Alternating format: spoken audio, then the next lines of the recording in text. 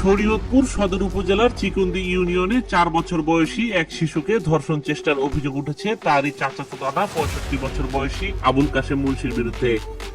স্থানীয় ও ভুক্তভোগী পরিবার সূত্রে জানা যায়, শিশুটি মাদ্রাসায় গেলে প্রতিদিন তার মা তাকে আনতে যায়।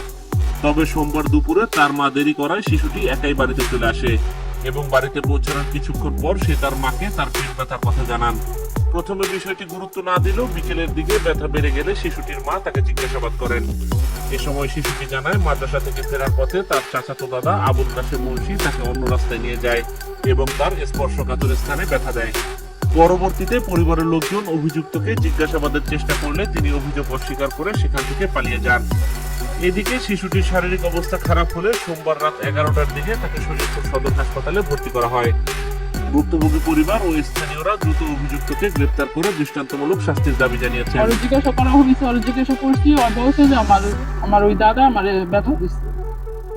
পরে আমরা ধরছি, ধরার পরে ডাক দিছি, হ্যাঁ আমাকে সামনে আপোষা আহে নাই, হে অন্য দরজাতে খুললা হে জায়গা এখানটা সেরা। আমি চাই আমার মেয়ে এরকম হয়েছে, আমি তার বিচার চাই, আমার সামনে আমি এটা শাস্তি চাই। আজকে আমার বোন হচ্ছে, কালকে অন্যজনের বোন হইবে। আর এরকম একটা শিশু বাচ্চা, ও তো একটা বড় মানুষ না, ওর উপর যে নির্যাতনটা হয়েছে আমি এটার জন্য সুস্থ দিতে চাই। সর্বোচ্চ শাস্তি যেটা আছে বাংলাদেশে আমি ওটা চাই। সারা বাংলাদেশে এই শিশু ধর্ষণটা ইদানিং 1.5 বছরে প্রচুর পরিমাণ হইতেছে, যেটার কোনো বিচারই হচ্ছে না। যেটা আমাদের শরীয়তপুরে এটা তো বাদই।